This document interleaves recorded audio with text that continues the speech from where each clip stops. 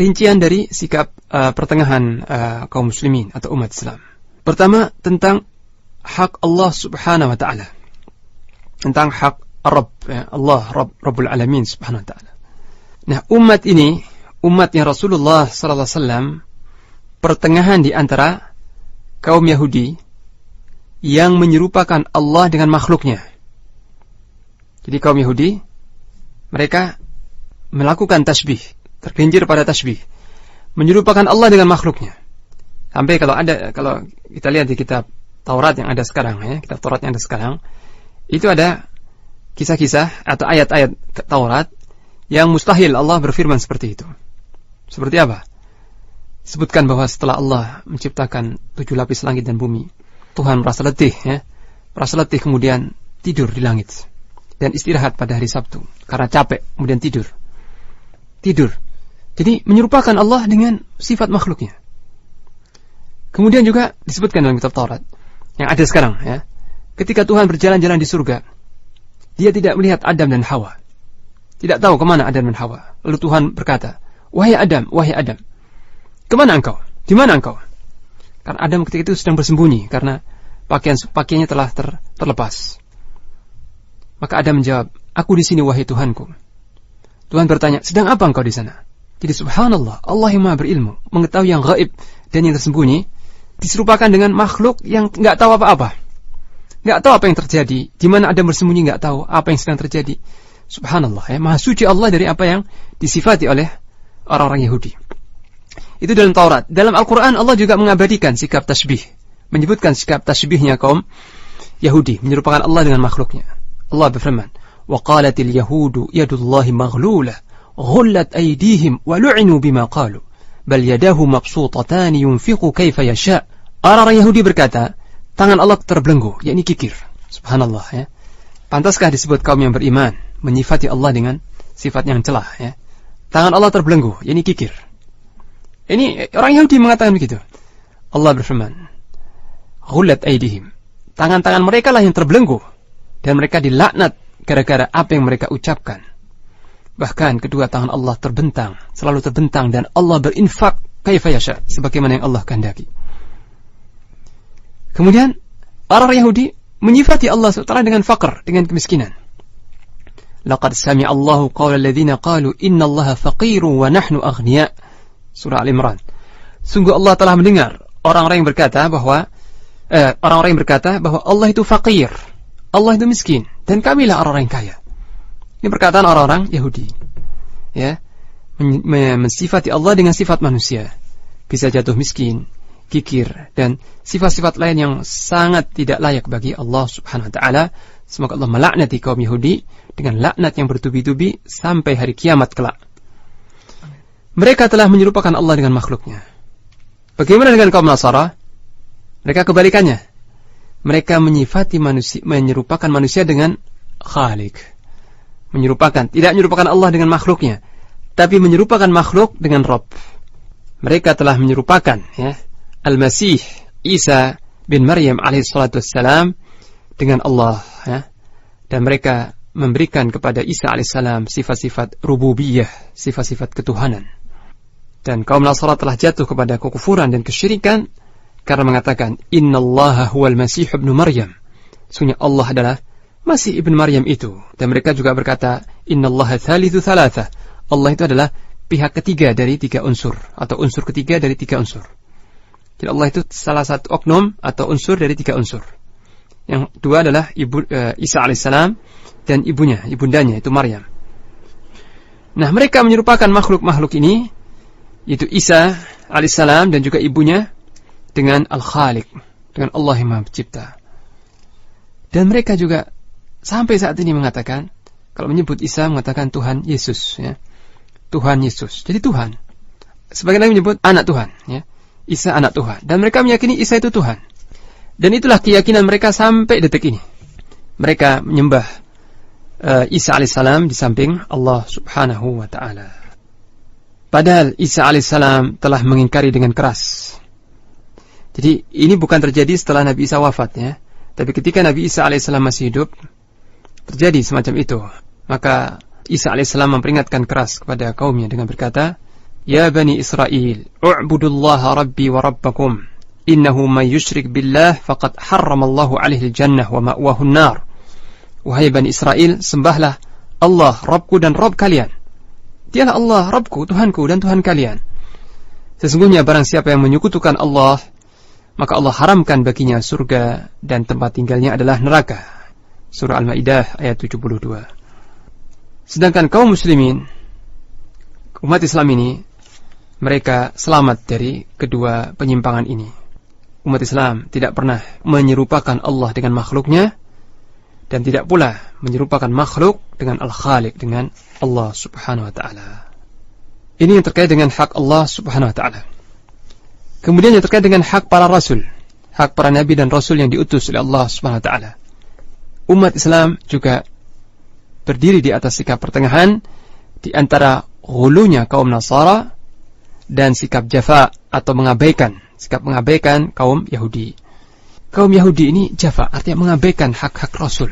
Mereka beriman dengan sebagian Rasul dan kafir dengan sebagian yang lain. Dan bersikap kurang ajar, bersikap sangat kurang ajar terhadap Rasulnya dan para nabinya. Termasuk Nabi Musa, nabi yang terbesar di antara mereka itu Musa, kalimullah, hamba dan nabi Allah yang diajak bicara oleh Allah SWT. Dan kisah bagaimana sikap su'ul adab atau kurang ajarnya kaum Yahudi kepada Nabi Musa alaihissalam itu dikisahkan banyak dalam Al-Quran, dalam surah Al-Baqarah.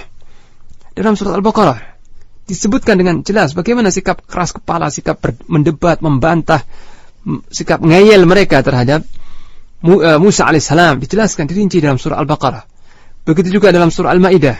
Ini puncak kebandelan dan keras kepala mereka, yaitu ketika Musa alaihissalam menyuruh kaumnya untuk masuk ke negeri Palestina, memerintahkan mereka untuk berjihad di jalan Allah untuk membebaskan Baitul Maqdis, Palestina, dari tangan orang-orang kafir. Apa jawaban mereka? Qalu ya Musa inna fiha qauman jabbarin wa inna lan nadkhulaha hatta yakhruju minha fa in yakhruju minha fa inna dakhilun. Mereka berkata, wahai Musa, sesungguhnya di sana, di negeri Palestina, di Baitul Maqdis, ada satu kaum yang kuat-kuat, gagah perkasa, dan kami sekali-kali tidak akan masuk ke kota itu, ke negeri itu, sebelum mereka keluar dari negeri itu. Kalau mereka sudah keluar dari situ, baru kami mau masuk. Subhanallah, ya. Kalau mereka sudah keluar dari negeri itu, maka apa keutamaan kalian? Kalian dituntut dari kalian adalah berjihad. Kalian dituntut berjihad hingga mengusir mereka dari negeri itu, berjihad di jalan Allah.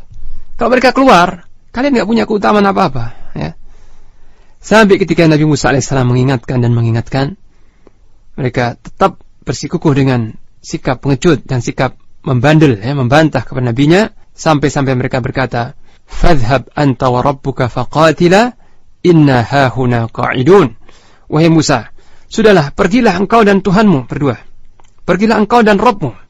Berperanglah kalian berdua. Dan sesungguhnya kami duduk-duduk di sini. Kami mau duduk-duduk di sini saja. Lihat, ya, bagaimana kurang ajarnya. Kalau mereka bukan orang kafir. Yang berkata begini, Bani Israel bukan orang kafir. Umatnya yang beriman. Para sahabat Nabi Musa alaihissalam berkata seperti ini kepada nabinya.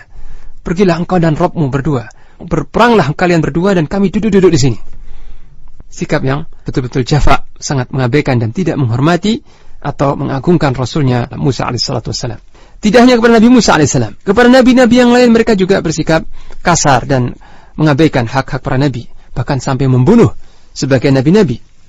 Jadi Allah berfirman dalam surah Al-Baqarah ayat 87, "Afakullama ja'akum rasulun bima la tahwa anfusukum istakbartum fafariqan kadzdzabtum wa fariqan taqtulun."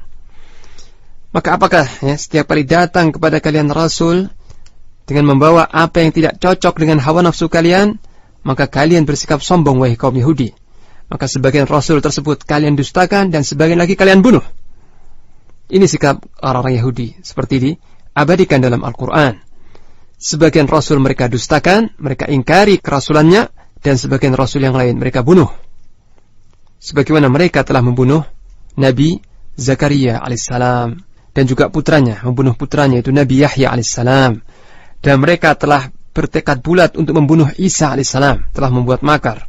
telah menyusun rencana dan telah bergerak untuk menghabisi dan membunuh Nabi Isa alaihissalam dengan makarnya. Akan tapi Allah mengangkat Isa alaihissalam ke langit dan menyelamatkan Isa dari tangan-tangan kotor kaum Yahudi. Ini sikap kaum Yahudi terhadap Nabi Isa alaihissalam, hendak membunuhnya. Dan begitu pula sikap mereka terhadap Nabi kita Muhammad sallallahu alaihi wasallam. Berulang kali kaum Yahudi melakukan percobaan pembunuhan terhadap Rasulullah sallallahu alaihi wasallam dengan berbagai cara. Akan tapi Allah melindungi nabinya dari mereka. Nah, ini sikap kaum Yahudi terhadap para nabi, ya, yang sampai hari ini selalu kita dapati seperti ini. Lalu bagaimana dengan kaum Nasara, kaum Kristen? Mereka kebalikannya.